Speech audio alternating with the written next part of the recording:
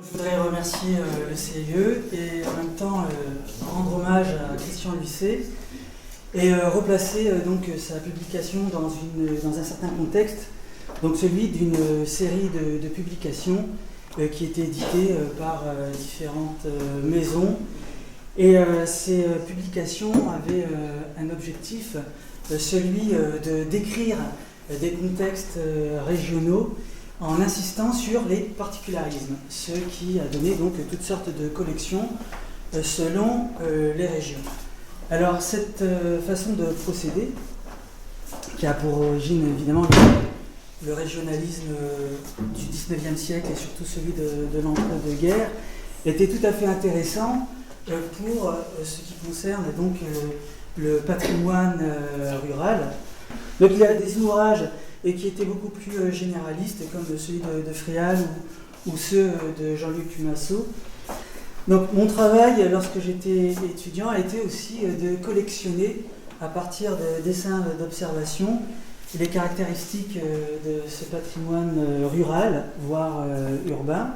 Je me suis amusé à faire un petit collage de séries de petits croquis.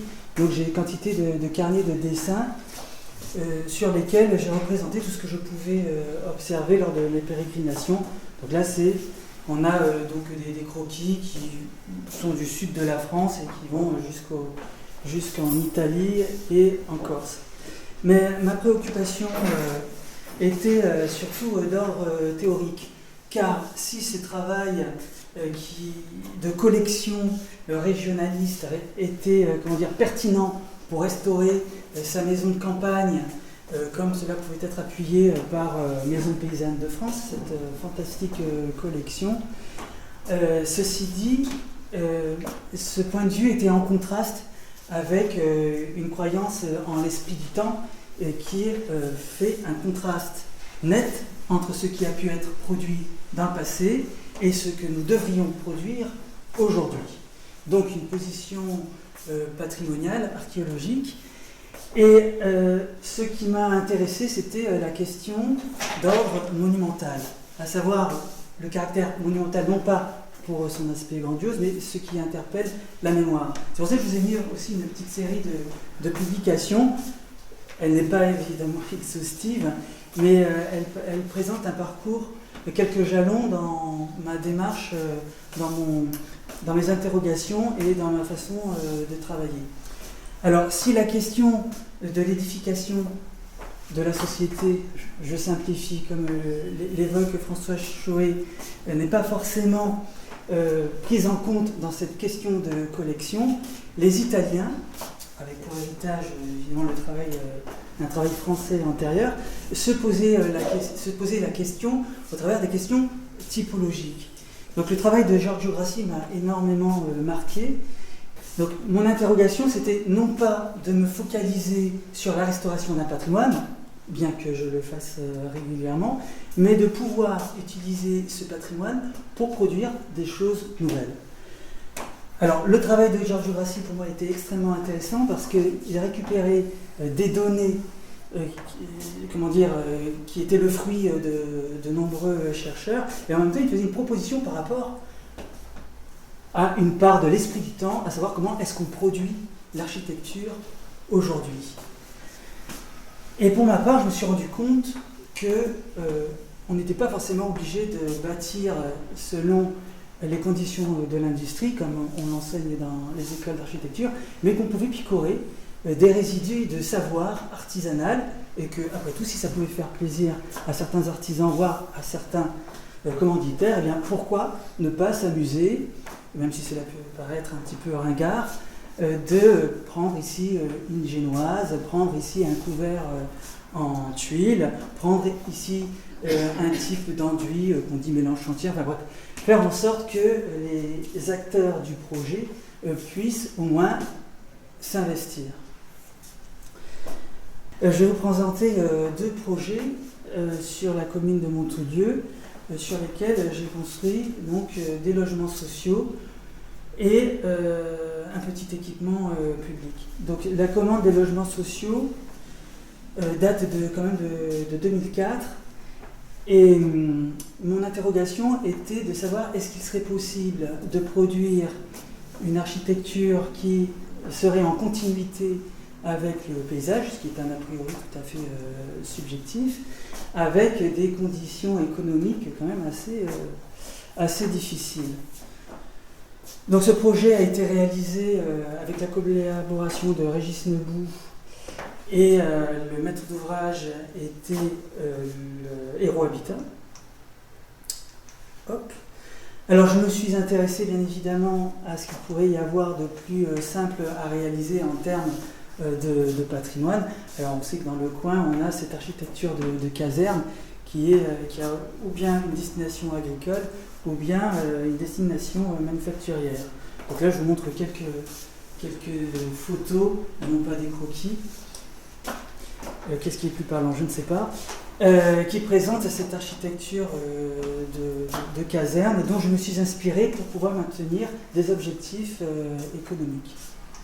Alors, là aussi, j'ai toujours à l'esprit la notion de plaisir. Donc, notion de plaisir pour ceux qui vont travailler, enfin une peine quand même sur chantier, pour ceux qui vont produire sur chantier, mais aussi celui qui conçoit le projet. Donc, même si aujourd'hui tout le monde est informatisé et utilise quantité d'outils assistés par ordinateur, je continue à dessiner à la main pour le simple plaisir. Donc là, on voit quelques ébauches d'esquisses pour ces fameux logements, où en termes de typologie, là, je vais méditer des questions de logement avec une distribution verticale à partir de la maison marchande ou de la maison rurale de village qui est mitoyenne. Abracadabra. Voilà, donc là on voit les différentes étapes de conception avec ou bien des collages ou des dessins au crayon et parfois assistés par des outils informatiques. Donc je ne vais pas trop insister sur les questions de conception, de typologie, de forme urbaine parce que sinon ça risque peut-être d'aller un petit peu loin. J'avance un petit peu rapidement. Donc là, ce sont les maquettes que nous faisons à l'aquarelle, quand on en a encore le temps. Ici, nous avons le bâti existant avec la petite mairie, vous voyez, qui épouse ce vocabulaire de gendarmerie, de caserne. Et ici, nous avons le projet de logement. Alors, je ne vais pas trop développer la question de la représentation, mais on pourra y revenir si ça vous intéresse. L'objectif étant, donc, quant à cette représentation, montrer qu'on se soucie d'une certaine continuité et d'un certain anonymat. Alors, voici le chantier. Nous avons un certain conditionnement économique, et ça, c'est un des rares bâtiments que j'ai construit en parpaing ciment, puisque d'ordinaire, je fais en sorte d'utiliser des matériaux bien plus nobles.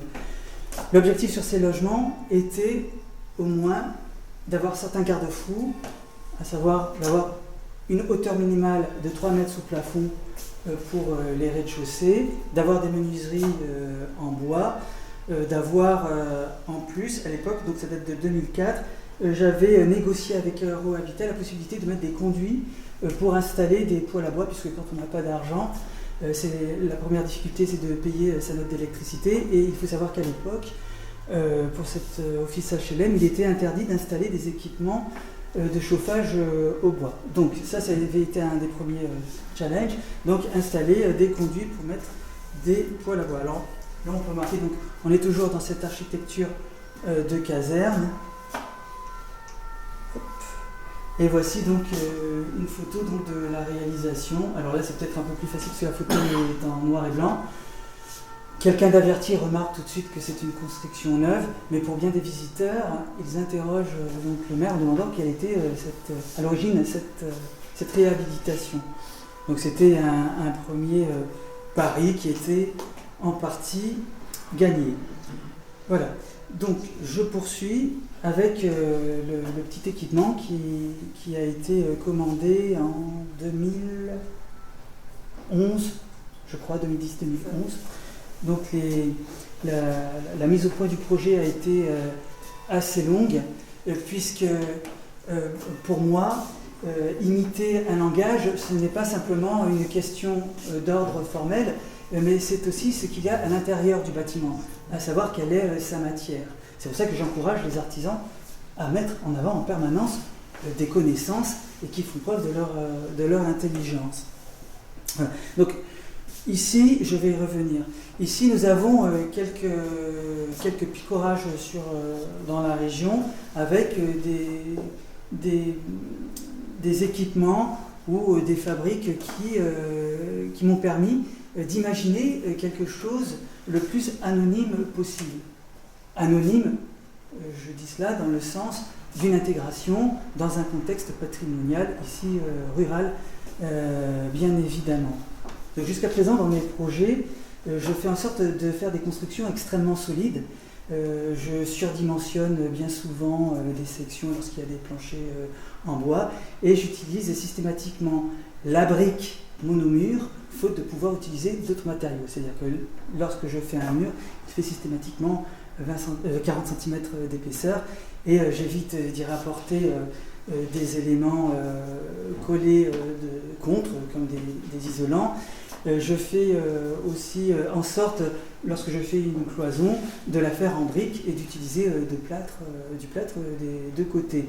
Je fais toujours la guerre au plaque-au-plâtre, la guerre évidemment au PVC, à l'aluminium, aux isolants à base de verre, enfin bref. Je suis toujours... Mon combat se situe plutôt à ce niveau. La question des matériaux et l'épanouissement des artisans dans ce qu'ils vont produire. Là, je vous montre des photos de chantier. Donc, on voit toujours ce réflexe qui est d'utiliser cette architecture du début du XIXe siècle et qui est héritière de l'école de Durand, à une époque, à la Révolution française, en tout cas cette période-là, où il fallait former très rapidement des ingénieurs pour équiper tout le territoire français. Donc il fallait apprendre très rapidement les rudiments d'un langage architectural, tout en ayant bien évidemment des connaissances d'ingénieur, ce qui a donné donc cette architecture qui a modélé en très grande partie notre territoire. Langage qui est tout à fait absolument critiquable. Et Dieu sait combien au XIXe siècle cette architecture a été décriée. Mais pour moi, cette architecture présente des règles qui me semblent économiquement viables aujourd'hui et qui me permettent de préserver, et ça c'est mon opinion personnelle, un paysage lorsqu'il me semble présenter un intérêt. Ceci dit, j'ai été déjà dans des contextes où ce qui dominait était d'une autre époque, et là j'ai utilisé un autre langage, un langage plutôt moderniste. Alors je poursuis. Donc je vous ai passé tous les croquis de conception, mais là on voit toujours la même méthode de travail. Un rendu toujours en noir et blanc. Alors là il n'y a pas d'ombre portée, mais un type de langage hérité des années 60, en tout cas des néo-rationalistes italiens, où le rendu doit être absolument intransigeant. C'est-à-dire qu'il ne s'agit pas d'essayer de bluffer. Et la technique d'aquarelle que j'utilise se rapproche aussi de ce langage naturaliste qui avait animé les colonnes d'architecture moderne, ou non, je ne sais plus quelle revue des années 60, où il était extrêmement débattu la question de la représentation. Donc comme Giorgio Grassi fait partie de mes maîtres, gentiment j'applique ces préceptes, puis en même temps j'aime bien faire de l'aquarelle. Ceci dit, on peut utiliser d'autres moyens de production pour ce type de langage. Voici donc d'autres dessins plus techniques qui, là aussi, sont faits au crayon. Alors, ce qui est intéressant avec le crayon, parce que j'ai toujours détesté les rotring, donc je suis un acharné à vouloir continuer à dessiner à la main, c'est que grâce à certains outils comme Photoshop, vous pouvez transformer vos dessins en crayon comme de magnifiques dessins faits à l'encre, ce qui permet de gagner énormément de temps. Ceci dit, tout le monde reste friand de l'aspect crayonné, et on peut voir aujourd'hui que pour certaines agences comme Dogma ou d'autres, le défaut de représentation devient de plus en plus recherché. Et c'est vrai que le papier, que nous utilisons, eh bien, on se rend compte que certains confrères, des clients, des artisans sont en appétit de ce type de rendu, qui est symptomatique donc de la disparition du dessin à la main. Alors je poursuis. Voilà. Alors, pour la Maison de la Nature, enfin, j'ai eu cette opportunité de pouvoir construire différemment qu'avec de la bête brique. Alors, à l'époque, j'étais un petit peu obsédé par la construction en terre massive et donc je m'étais renseigné sur ce qui s'était passé dans la région. Donc je sais que dans la région, au XIVe siècle, on a produit en terre massive. Alors des régions comme les PO, on a construit beaucoup plus tardivement et antérieurement en terre massive. Toute Vaucluse et en remontant jusqu'à Grenoble, on a construit en terre massive. Dans le sud-ouest, on a construit en terre massive. Mais nous, on a quand même pas mal de caillasses. Et cet événement en terre massive a été assez sporadique. Mais malgré tout, je tenais absolument à construire en terre massive. Et j'ai travaillé sur ce projet avec l'AMAC, avec Pascal Loubier, qui est vraiment un thermicien, un ingénieur exceptionnel.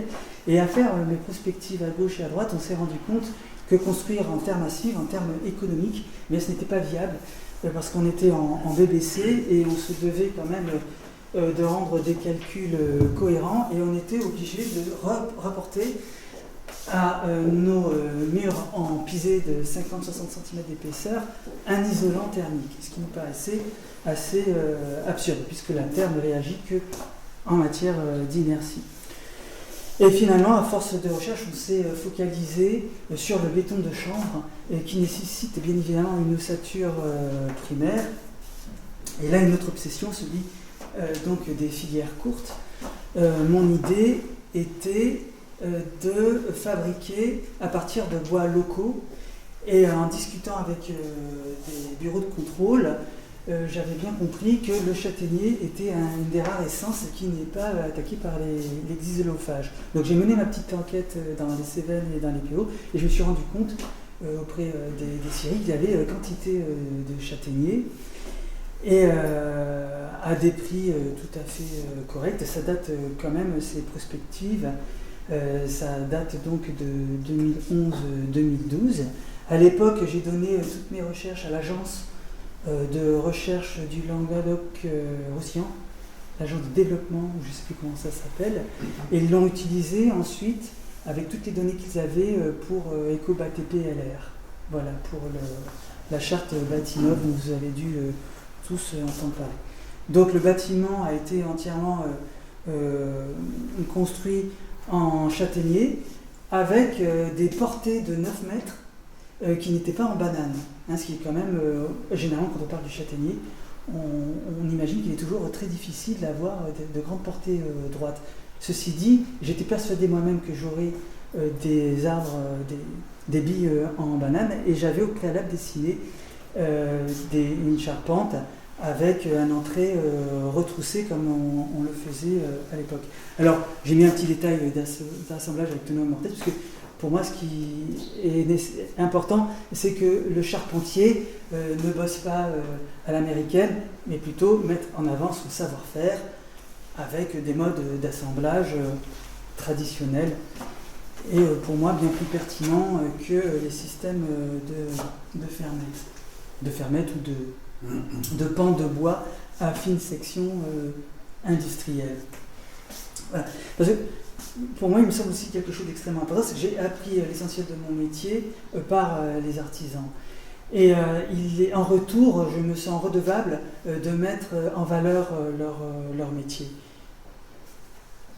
Alors là, on voit le mode de fabrication que tout le monde doit certainement connaître, avec le béton de chanvre qui est mis entre des banches comme pour le pisé. Sinon là, il n'y a pas à le tasser, bien évidemment, puisque le pisé, donc on est dans un contexte de terre sèche, qu'on pile. Là, la chaux et le chanvre sont humidifiés. Les travaux ont été faits avec Tradical, comme producteur de chaux. Alors, là aussi, je vous dois des comptes concernant le chanvre. Le chanvre nécessite beaucoup d'eau pour faire pousser. Dans le Gard, on l'a fait pousser. Pour moi, il était préoccupant de faire de la publicité pour le chanvre, dans la mesure où, dans nos régions, la question de l'eau, dans les années à venir, risque d'être problématique. Mais de ce que j'ai pu envisagé avec Pascal Loubier, c'est qu'on peut bien évidemment remplacer le chanvre par la sagne, hein, c'est-à-dire qu'il en pousse en Camargue, et là cette production de sagne part en Normandie pour recouvrir les toits de chaume, mais on peut remplacer la sagne par la canne de Provence, ce qui présente un enjeu économique extraordinaire. Donc ce genre de choses, par exemple, a été expliqué à l'agence de développement du Languedoc-Roussillon, qui est en attente d'industriels qui seraient prêts à se lancer dans ce type d'aventure. Alors voici donc d'un côté vous avez le bâtiment avec le béton de chanvre qui est décoffré. Alors nous sommes à une altitude à Montoulieu où les variations hygrométriques sont méditerranéennes. Et si vous remarquez bien, la construction en bois, normalement, se fait en bord de mer, de façon à avoir une stabilité en termes d'humidité, ou alors en montagne. Les traditions de cabanes en bois en climat méditerranéen, elles sont assez rares. On en trouve en Turquie, mais généralement c'était un mode de construction qui était hérité de régions en bord de mer. Pour moi, construire en bois, ça ne veut pas dire montrer que je construis en bois. La noblesse de la construction en bois, c'est simplement de construire en bois. Et mon objectif était de cacher le bois, justement pour ne pas supporter ces variations de déformation du bois, et j'ai fait en sorte de recouvrir côté extérieur le bois. Hein, c'est-à-dire que, comment dire, l'image du bâtiment, pour moi, doit dépasser ce avec quoi elle est construite. Mais là-dessus, je pourrais y revenir, c'est peut-être un petit peu, comment dire, peut-être compliqué. Alors je continue. Voilà donc une vue donc, du bâtiment terminé, avec les murs de soutènement qui ont été bâtis par la commune. Alors hélas, je n'ai pas pu coordonner comme je souhaitais les murs en pierre sèche, parce que lorsque je fabrique des murs en pierre sèche, je fais des vrais murs en pierre sèche. Là, il y a d'abord eu un mur en parpaing, et ensuite il a été recouvert par un blocage de pierre. Pourquoi pas. Alors vous reconnaissez toujours cette architecture assez militaire qui peut peut-être déplaire, mais en tout cas est partie intégrante du paysage de nos communes et même de nos villes. Alors oui, j'ai oublié une chose quand même, je suis redevable quand même du CAE, puisque ces deux projets ont été élaborés avec la complicité du CAE. Il y a eu aussi pour la Maison de la Nature un chantier école avec un organisme d'insertion sociale, certes Force. Là-dessus, je pourrais débattre sur la question de ce type de chantier. Alors, le CAE m'a proposé aussi d'aborder la question de l'urbanisme, puisque aujourd'hui je me focalise plutôt sur des questions urbaines. Et là, je vais vous faire part donc d'une petite expérience et qui est toujours dans la question de ce qui serait l'architecture dite rurale. Donc là, ça concerne Agnan. Alors, cette commande a été nourrie par un travail de recherche que j'ai fait avec un enseignant à l'époque de Paris-Malaquais, Gianno Namer, et avec une consoeur, Aurélie Thor, pour un travail qui a été fait à Syracuse. Donc à l'époque, en 2007, il y a un concours qui est lancé par Europan, et dans tous les sites qui sont présentés, il y a la ville de Syracuse. Et je m'étale, vous m'en proposez. Et il faut savoir une chose, c'est que tout le front de mer à Syracuse était protégé pour des raisons archéologiques. Au nord de Syracuse, le bord de mer est industriel. On tombe donc sur ce concours et on se rend compte qu'ils mettent en programme des équipements en bord de mer sur la zone archéologique, avec un parcours pédestre pour se promener en bord de mer. Donc nous sommes, mes deux collègues et moi-même, absolument choqués par ce concours quand même organisé par l'Europe. On fait nos recherches et on se rend compte qu'il y a un enjeu d'ordre touristique, à savoir, à Syracuse, la mafia a décidé de retirer une partie de ses billes investies donc dans l'industrie pétrochimique et se concentre, donc on a les chiffres avec nous, sur le tourisme qui est en plein développement. Et il y a toute cette friche en bord de mer qui est vacante et ils décident de pouvoir y installer des équipements qui permettront de justifier la présence d'hôtels. Donc nous avons décidé de faire un contre-projet absolument théorique qui expose quelle méthode utiliser pour endiguer l'étalement urbain à partir de poches que nous avons appelées des citadelles, des poches assez denses et qui sont censées... Alors, si vous voulez, je reviendrai ensuite. Donc comme vous pouvez le voir ici, donc on installe en damier donc un système d'îlots dont les fortifications sont des grands cours arborés, et ensuite nous avons le développement de jardins vivriers et qui viennent coloniser le bord de mer. Ces zones denses, quant à elles, partent à la conquête de l'intérieur diffus de la banlieue de Syracuse. Donc là on voit les quelques aquarelles qui présentent donc ces citadelles qui ne sont pas censées protéger la ville de l'extérieur, mais protéger l'extérieur de l'intérieur, à savoir l'intérieur s'étale, ces citadelles sont censées densifier l'intérieur de l'étalement urbain. Je ne sais pas si je suis clair.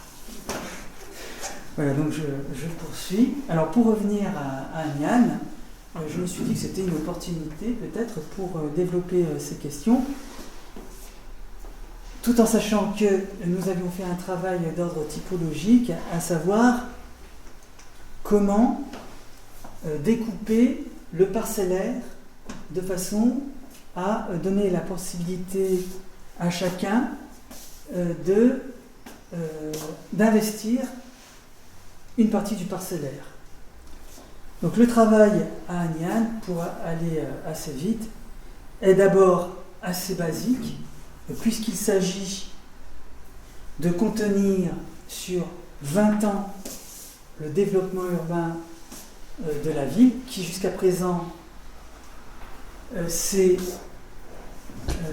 réalisé par la constitution de lotissements, comme vous pouvez les voir ici, et nous, on vient implanter un système d'îlots basiques qui retiennent le développement de la ville sur 20 ans. Ce travail a été réalisé avec Marc Cusy, économiste, et le bureau d'études environnement Orkis, William Fettig, et qui ont eu pas mal de boulot quand même sur cette étude. Voilà donc nos îlots absolument basiques, comme on peut en trouver dans quantité de ZAC. Ici, alors vous aviez toujours les... Alors je travaille aussi très souvent avec des étudiants, ce qui me permet de les exploiter et de leur faire des petits travaux de recherche typologique ou morphologique.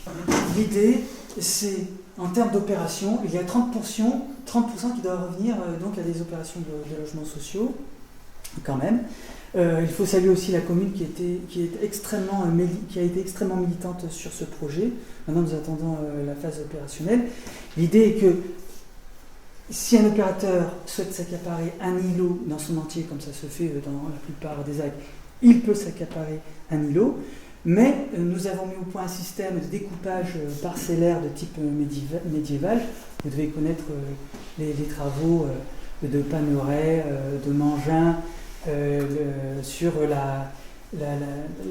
essai sur la régularité sur les Bastides en Aquitaine. Hein. Donc il y a un travail de recherche sur le découpage du parcellaire qu'on peut tout à fait retrouver dans le tissu à Montpellier ou dans quantité de tissu médiéval. Donc nous sommes partis sur un module d'environ 3 mètres, 4 mètres, et on donne la possibilité aux opérateurs de faire un découpage selon ce module, ce qui nous permet d'avoir des parcelles absolument minuscules, et ce qui permet à quelqu'un qui a un tout petit portefeuille de ne pas s'endetter sur l'acquisition du foncier et pouvoir se concentrer sur la construction de sa maison avec des maisons qui peuvent aller de 30 mètres à 60 mètres carrés, 90 mètres carrés de surface de plancher. Et évidemment, si quelqu'un a plus d'argent, il peut s'acheter plusieurs multiples de ce découpage foncier et se faire construire une grande maison.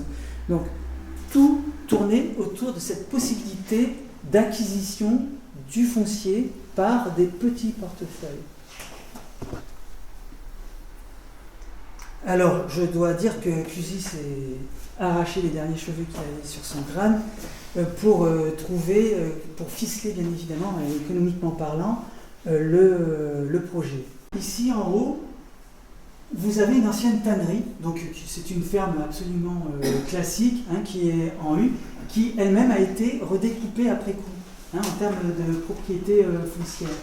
Ici, vous avez, donc ça doit dater de la fin du XVIIIe siècle, avec des remembrements du XIXe siècle. Ici, vous avez un morceau d'îlot du Moyen-Âge qui a été complètement investi par un équipement du XIXe siècle, à savoir les halles d'Agnan. Donc il a été croqué sur un de ces angles. Ici, vous avez la constitution avortée d'un îlot du XIXe siècle qui borde les boulevards d'Agnan. Et ici, vous avez le principe de composition des îlots avec un découpage basique selon un module de 10 mètres 50 de large. Ici, vous avez une proposition de scénario avec, par exemple, un système qui est en bande pour le cœur d'îlot, avec toujours un cœur d'îlot qui doit rester vide. Et ici, vous avez ce type d'îlot avec le principe de découpage selon le module minimum de 3-4 mètres de large. Et ici, vous avez un scénario à partir du type de la tanne, dans lequel vous avez une cour intérieure qui est en indivision, dans lequel les particuliers peuvent faire toutes sortes d'activités, et notamment quelque chose qui leur tient absolument à cœur, faire stationner leur véhicule. Donc, ce qui nous avait été demandé, donc nous avons étudié une solution dans laquelle nous pouvions faire rentrer nos chers véhicules dans le cœur d'îlot. Mais si vous voulez, ça c'est quelque chose qui ne nous chagrine pas, parce que le véhicule, nous espérons, est un phénomène passager dans l'histoire de l'humanité. Voilà, et ici, donc, nous voyons à nouveau le scénario avec le petit découpage parcellaire, et on imagine, en imaginant qu'il y ait Nicolas Duru comme architecte coordinateur qui impose militairement un langage architectural. Je blague. Je blague et je vais vous dire pourquoi. Donc, comme je sais que ça fait très souvent dresser les cheveux sur la tête, ce langage militaire, je m'étais plu à... Alors là, donc on voit des scénarios avec ce langage début 19e. Alors évidemment, j'aurais pu faire la même chose avec un langage absolument contemporain. Pour Syracuse, bien évidemment, je n'étais pas dans cette polémique-là, parce que c'est vrai que quand je sens que quelque chose déplaît, j'ai tendance à insister sur ce point-là. Je vais vous montrer des petits croquis de recherche de Syracuse à partir des travaux de recherche typologique. Et là, vous avez des exemples de scénarios selon les formes des îlots et leur découpage foncier. Voilà, je passe assez vite. Alors bien évidemment, je reste ouvert au langage moderne. Cela s'entend. Voilà pour terminer sur Syracuse. Je laisse la place à...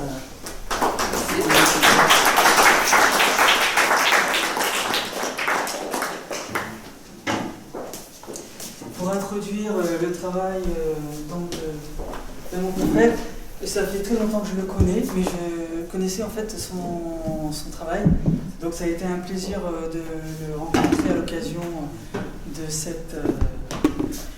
ce petit colloque, et notamment un de ces projets dont il va vous parler, qui pour moi était un modèle notamment pour la Maison de la Nature. Bonsoir à tous. Alors, en tant qu'architecte du patrimoine, construire avec le patrimoine, c'est une préoccupation quotidienne qui recouvre différents types. Ça peut être construire un bâtiment à côté d'un élément patrimonial avec une valeur forte ou modeste.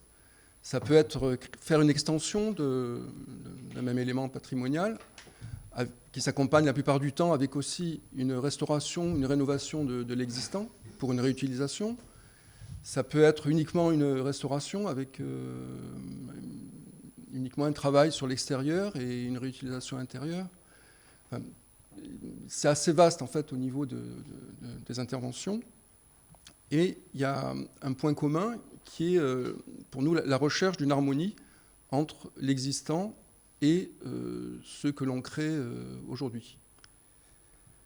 Et en s'efforçant de se nourrir de l'existant pour alimenter la création contemporaine et de faire en sorte que l'on produise quelque chose d'harmonieux.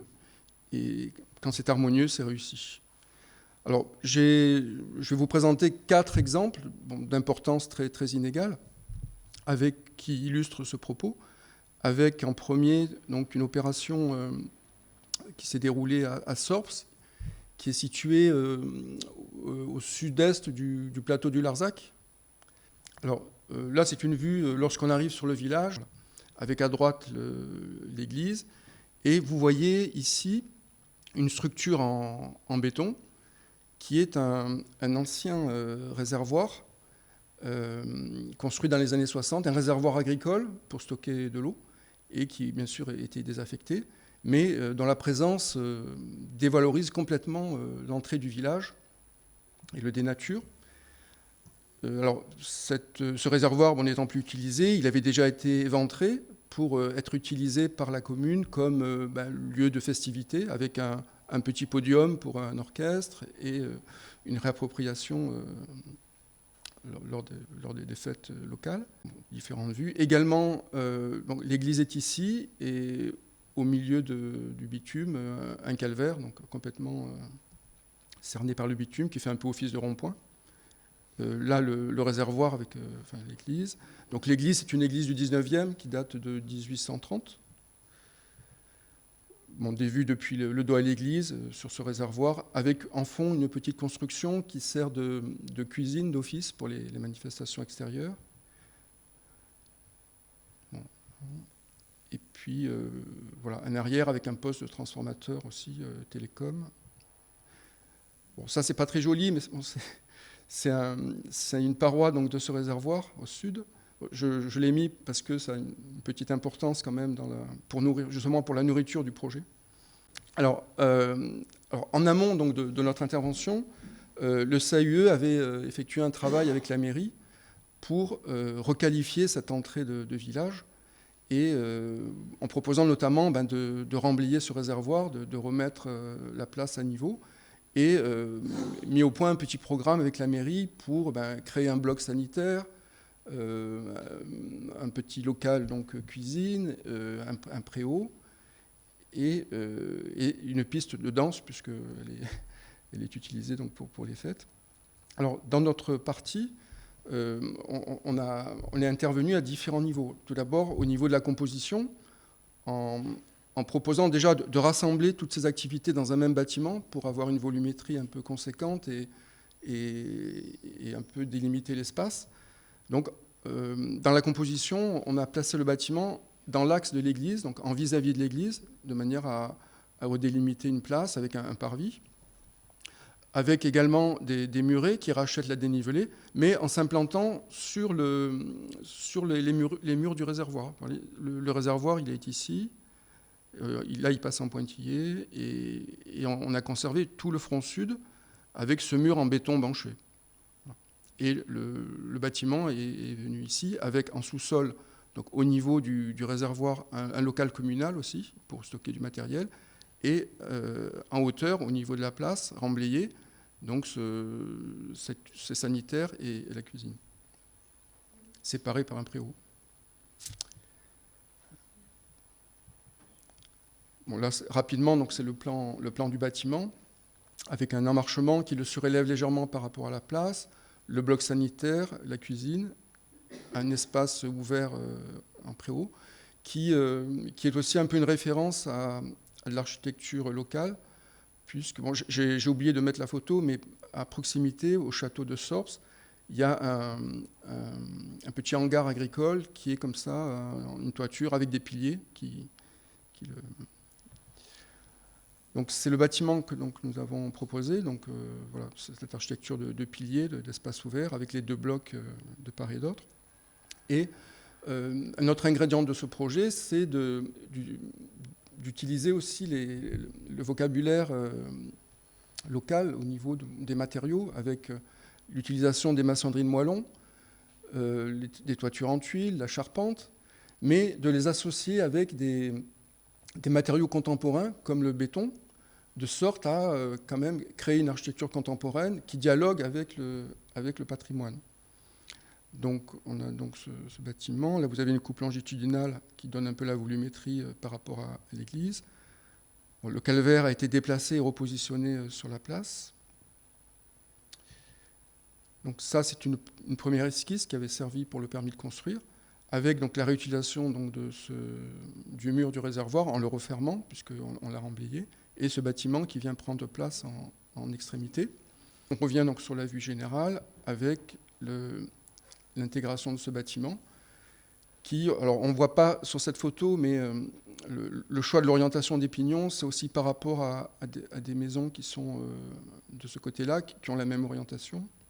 Alors également, donc, dans la technique de construction, moi je me souviens, quand je faisais mes études, j'avais été sur un livre de construction, il y avait un procédé qui consistait à construire un parement extérieur en pierre, en moellon, et sur l'arrière, de faire un béton banché et de monter des murs comme ça. Donc c'est cette technique qu'on a utilisée, avec à l'extérieur des moellons traditionnels, un coffrage intérieur et le coulage d'un béton par strate horizontale, puisqu'il faut monter le mur au fur et à mesure, et en travaillant aussi l'épiderme des planches pour que qu'on retrouve l'aspect de la planche du béton banché, ce qu'on voyait sur le réservoir tout à l'heure.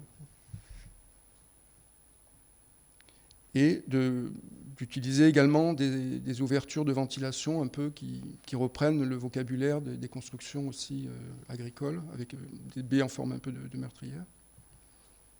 Alors ça donne ça, donc côté intérieur, ce béton banché avec l'impression des veines du bois, pour essayer d'en tirer un parti esthétique et plastique. Donc le bâtiment en cours de construction, avec également donc les piliers, avec la même technique. À l'intérieur, il y a du béton, et l'ensemble est coiffé par des massifs en béton.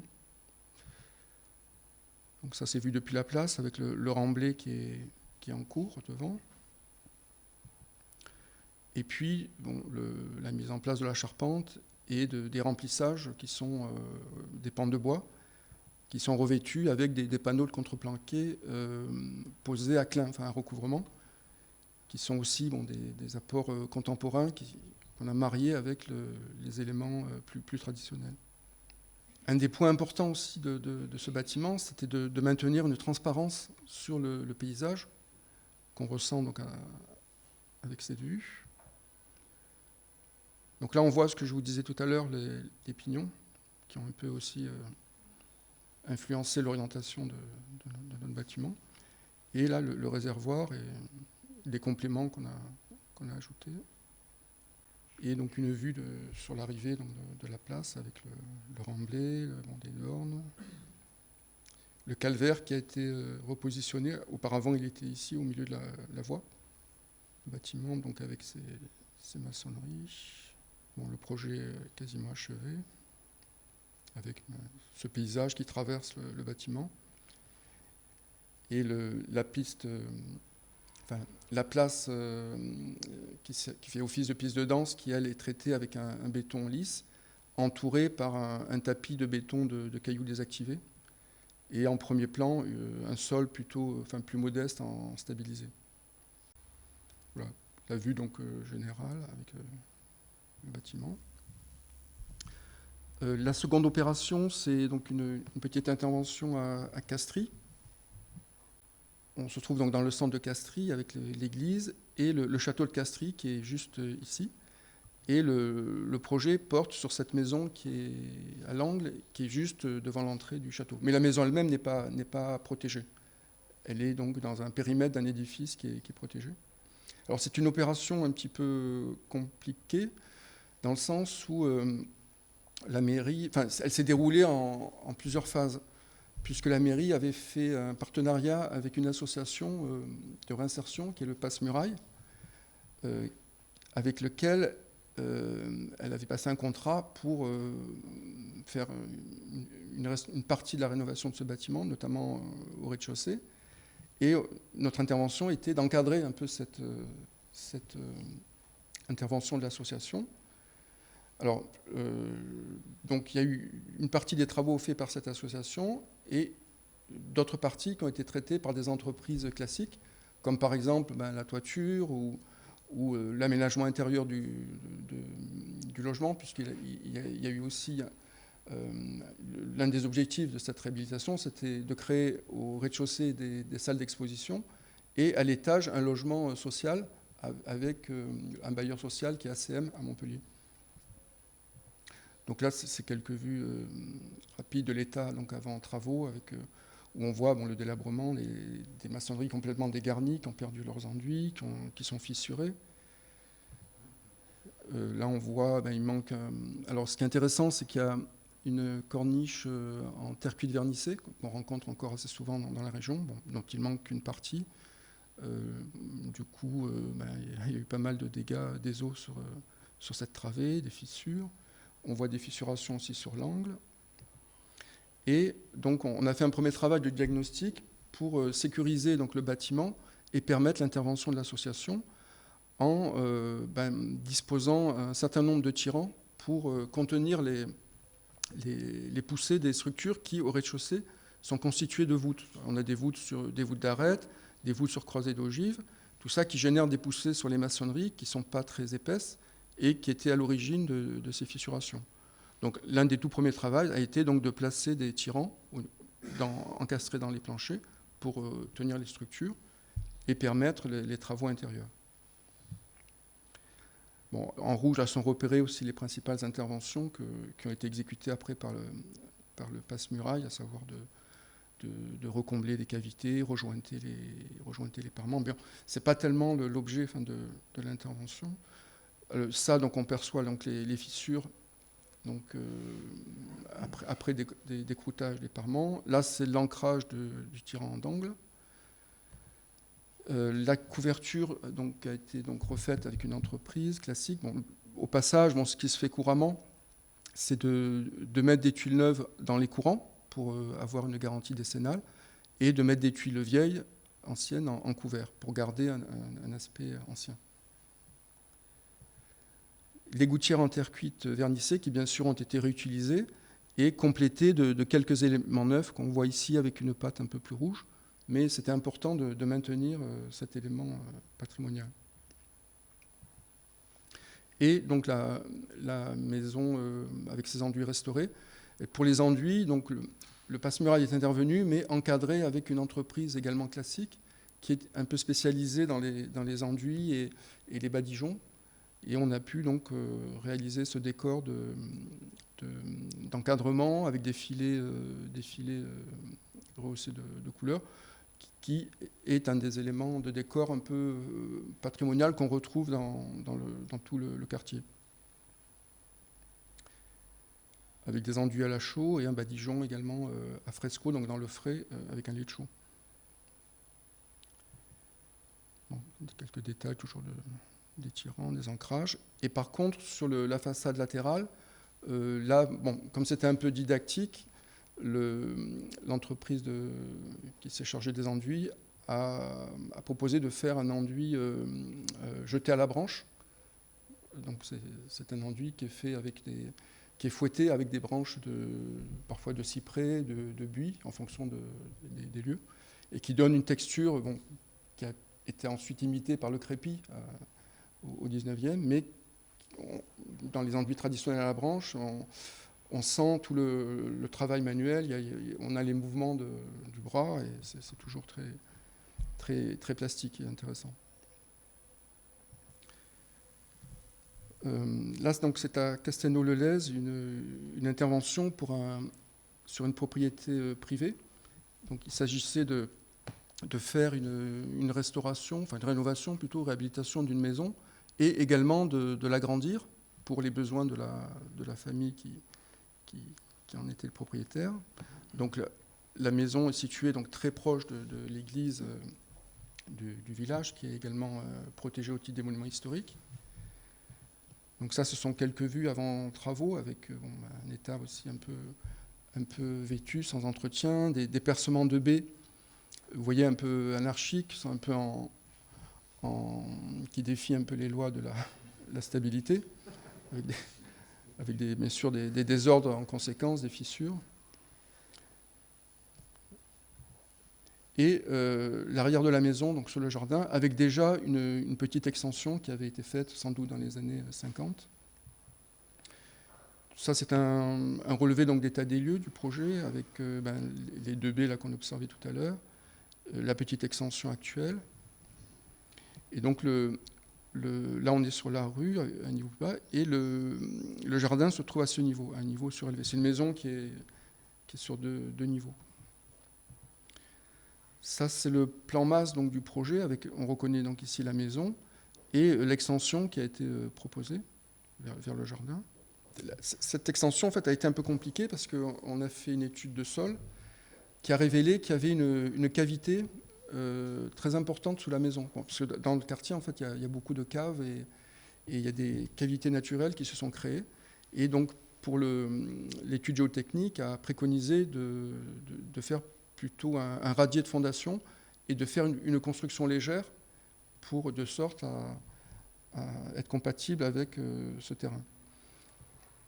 Donc ça a été aussi l'une des raisons que nous avons adopté plutôt une extension en ossature bois et complètement dissociée de la maison ancienne qui, elle, a été restaurée un peu dans son jus. Et là, on a l'extension avec ce traitement de bardage en bois qui marque un peu l'apport contemporain de l'extension et qui vient donc s'insérer en continuité de la partie ancienne.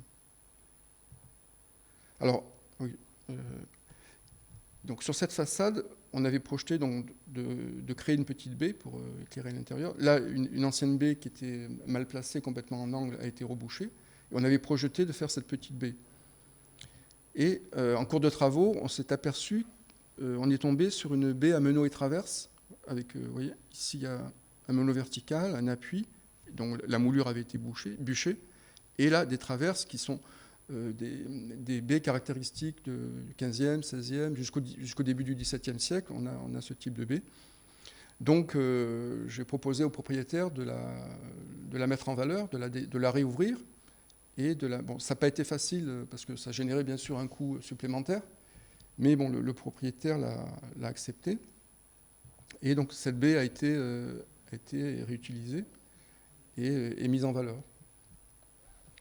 Donc là, donc, on a recomposé la petite baie qui tout à l'heure était décalée. Bon, on en a créé une qui n'a jamais existé sous cette forme, mais qui s'intègre dans la façade. Et refait bien sûr des enduits à la chaux, avec encore un décor traditionnel de bandeaux et de badigeons. Là, il y a un filet d'oxyde rouge en limite. C'est aussi un principe qu'on retrouve beaucoup dans ce quartier de Castelnau. Donc ça, c'est l'extension avec son bardage en planche avec des couvre-joints. Et cette partie qui est traitée un peu en articulation entre la partie ancienne et la partie contemporaine, avec une baie qui vient faire la jonction. une baie vitrée. Et toujours les enduits à la chaux, le couronnement du mur fait de manière traditionnelle avec un dos d'âne un peu qui protège le mur des écoulements d'eau. Bon, l'autre façade avec le même traitement. Et ça, c'est donc des vues depuis le jardin sur l'extension, voilà, enfin, qui vient se raccorder sur la partie ancienne. Alors on en arrive donc au projet d'Apcher, donc qui est une autre intervention qui se situe dans un site qui est classé, enfin, où la tour est classée monument historique. Et donc on est dans le nord de la Lozère, avec un site qui est très marqué par la présence donc, de cette tour, également une chapelle avec son clocher-mur. Et c'est un site qui offre des vues aussi très, très, très dégagées et sur le paysage naturel avec la colline de la Margeride, la montagne de la Margeride. Et c'est un site archéologique, puisque c'est un ancien château qui avait été complètement oublié, bon, à part le donjon qui émergeait encore, quelques rares maçonneries sur un piton rocheux, l'église. Tout ce que vous voyez là, en fait, était recouvert par les terres et ça a été dégagé par des campagnes de fouilles archéologiques qui ont été menées sur 12 ans. Donc ces fouilles donc, s'étant terminées, donc il a été question de restaurer ces vestiges, les mettre en valeur et rendre le site accessible pour le public en permettant sa déambulation dans les ruines. Donc ça, c'est des vues donc, avant intervention du site avec les vestiges dégagés. Et auparavant, tout ceci était couvert sous un monticule de terre. C'était plus du tout visible. Alors le donjon, vous voyez que la porte d'accès est située très en hauteur, à 6 mètres par rapport au sol. Et ce donjon avait déjà fait l'objet d'une restauration dans les années 2008-2009, donc par un architecte en chef des monuments historiques. Mais donc l'intérieur restauré, la terrasse, le toit aménagé en belvédère, mais restait la problématique d'accéder à la porte. Et c'est un sujet qui avait usé d'ailleurs 2 architectes en chef avant notre intervention. Et donc la communauté de communes des Terres d'Apcher, qui était porteuse du projet, en partenariat avec la direction des affaires culturelles, ont lancé donc un appel d'offres, une candidature, pour étudier justement la création de cet accès et faire en sorte qu'on puisse monter en haut de la tour. Donc notre candidature a été retenue. Et donc, on s'est lancé dans cette aventure. Bon, je vous montre encore quelques vues des vestiges donc depuis le haut de la tour. Alors, on a un espace... oui, j'aurais dû vous l'expliquer avec le plan. On a un espace central qui est une grande cour. Bon, en fait, c'est la réunion de 2 cours, autour de laquelle s'organisent des corps de logis, avec trois grosses tours très, très rapprochées au sud. Voilà. Alors le projet, bon, bien sûr, un des aspects du projet, comme je vous le disais, c'était de protéger les vestiges, de les restaurer, de les remettre en état, de recréer des sols pour qu'ils soient praticables par le public. Donc, sachant que l'accès au site se fait par ici, donc de pouvoir circuler donc, dans toutes ces pièces en sécurité. L'un des aspects du programme, c'était aussi d'avoir un espace pour y organiser des fêtes. Des fêtes médiévales, par exemple, avec un espace de scène et un espace pour le public. Alors, l'archéologie du lieu permettait cette disposition, puisqu'on a eu une première cour qui était à un niveau plus bas, que les archéologues souhaitaient conserver pour lire certaines informations, et un niveau de cour plus haut, plus élevé, couvert d'un dallage en pierre, qui à une époque est venu recouvrir complètement cette partie-là, mais qu'on n'a pas prolongé sur cette partie, justement pour bénéficier d'un espace de scène un peu en hauteur par rapport à l'espace dédié au public. Et parallèlement donc, à ces aspects, la problématique de l'accès à la tour, bon, qui est l'aspect que je vais principalement développer ici, avec alors, un cheminement qui s'opère au travers des vestiges, puisqu'on est dans un secteur qui est très, très escarpé et en partie construit avec des bâtiments ruinés et avec des rochers très, très abrupts. Donc ce n'était pas du tout évident de venir implanter un ouvrage d'accès. Alors, je vais vous demander où je vais en venir. Bon, j'ai mis ces illustrations qui ont une importance, mais vous vous en doutez dans le projet. C'est des miniatures du XVe siècle d'ingénieurs italiens qui ont produit comme ça de nombreux dessins de machines de siège, d'échelles d'assaut. Donc là, on a une échelle avec un balancier. Et donc, il y a toute une littérature comme ça qui représente des machines qui ont dû exister pour l'attaque des places. Au-delà des échelles classiques, il y avait tout un système comme ça d'engins plus ou moins ingénieux. Et donc, c'est un peu cette image qui a nourri le projet dans la mesure où, vu la configuration du site et l'impossibilité de savoir comment était l'accès à l'origine, puisqu'il ne restait rien, l'idée d'une création contemporaine est très vite venue. Mais pour que ça se rattache aussi avec l'aspect médiéval, on l'a nourri de ces choses-là pour proposer donc une tour d'escalier. Alors, avec une partie verticale pour s'élever très vite, parce qu'on est coincé entre les rochers et les murs, et ensuite une volée droite qui est articulée et qui vient s'abattre sur la porte du donjon qui est perché à 6 mètres. Voilà, c'est un thème mais traité de manière contemporaine, c'est-à-dire par les matériaux. Bon, par l'image, ça renvoie à cet engin de siège, mais par les matériaux, il est traité de manière contemporaine, parce que tout est construit en acier corten et inox, à la fois pour la contemporanéité, mais également pour l'entretien, pour éviter d'avoir après des frais d'entretien importants. Donc c'est une vue générale du projet avec repérer les interventions sur les maçonneries et la mise en place de cette structure.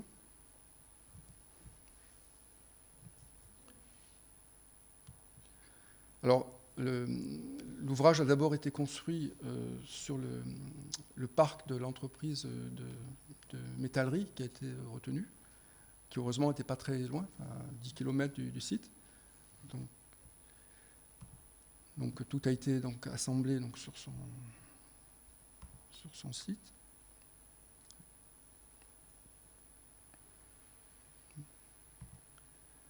Donc ça, c'est la volée d'escalier droit qui est en train d'être levée. C'est un projet qui a nécessité beaucoup d'études de détail de toutes les pièces. On a dessiné toutes les pièces. Ça, c'est le balancier. Alors ça, c'est la tête du balancier, parce que, oui, je ne vous ai pas dit aussi, c'est qu'on est dans la Margeride. C'est un pays qui est très, très marqué par la bête du Gévaudan. Enfin, l'histoire de la bête du Gévaudan qui a sévi au milieu du XVIIIe siècle et qui a fortement marqué les esprits. Il n'y a pas un village où il n'y a pas un rond-point avec l'évocation de la bête. Voilà. Donc on a joué aussi un peu avec ça pour agrémenter notre structure. Alors là, c'est la mise en place. C'est un projet qui s'est étalé sur 3 ans. La mise en place de l'escalier, s'est faite c'était en début 2013, en janvier 2013, parce que c'est un endroit qui est très rude au niveau climatique et à plusieurs reprises le chantier a été d'ailleurs interrompu à cause du froid. Donc le montage de la structure et son accrochage sur la porte avec des 3 points d'ancrage et des vues.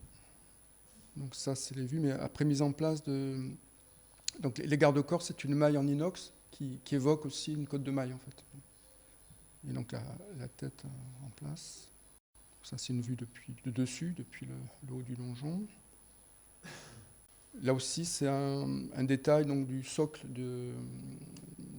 sur lequel est implantée la structure. qu'on a traité donc en béton, mais toujours pareil, avec une impression de planche pour également... c'est du béton. C'est du béton, mais on dirait du bois. Voilà. C'est un peu, voilà, d'essayer de jouer avec ça. Bon, ça, c'est l'intérieur de l'escalier, donc les marches sont en inox, mais avec une tôle gaufrée, avec des picots qui... Bon, les mains courantes avec c'est du fer torsadé, mais qui évoque aussi une corde. Et donc, pour accéder donc à cette tour, il y a également tout un cheminement et une passerelle notamment qui vient aussi flotter au-dessus des vestiges pour franchir donc, les dénivelés. Des rampes d'accès aussi avec des garde-corps qui ont été aussi dessinés spécialement. Un détail de cette passerelle. Et donc une vue d'ensemble du site avec cet engin et les différents escaliers. L'espace donc de scène et le lieu du public. Voilà, enfin une vue un peu générale donc des différents sols. Et dans les sols, on a essayé aussi de retranscrire leur évolution, parce qu'au niveau archéologique, il y a eu différents sols qui se sont succédés, certains en plancher de bois. Bon, alors on ne le voit pas très bien sur cette photo, mais c'est un peu le principe de tout à l'heure. Certains sols ont été traités en béton, imprimés avec des planches de bois pour retrouver cet aspect bois. Là, c'est un dallage en granit, puisqu'il restait des vestiges de dallage en granit dans cette cour. À d'autres endroits, c'est des chapes en mortier, mais avec des inclusions de terre cuite, de charbon de bois, parce qu'il y avait aussi dans les fouilles archéologiques, il y avait des sols comme ça de terre battue, avec tout un tas de matériel de ce type. Donc voilà, chaque sol est un peu une sorte d'évocation de ce qui a été trouvé, d'une strate trouvée par les archéologues dans leurs investigations et fouilles. D'autres sols sont en carreaux de terre cuite. Oui, on le verra peut-être sur une photo autre. Et puis ça, bon, c'est aussi un cheminement vers un belvédère, d'où l'on voit la vue que je vous ai montrée au début, avec également une clôture qui est faite aussi en acier corten. Donc ça, c'est une vue donc, dans le paysage, avec la structure. Voilà, puis une vue aérienne tirée d'une publication du département, avec les différents sols. Là, en orangé, ce sont les sols en terre cuite.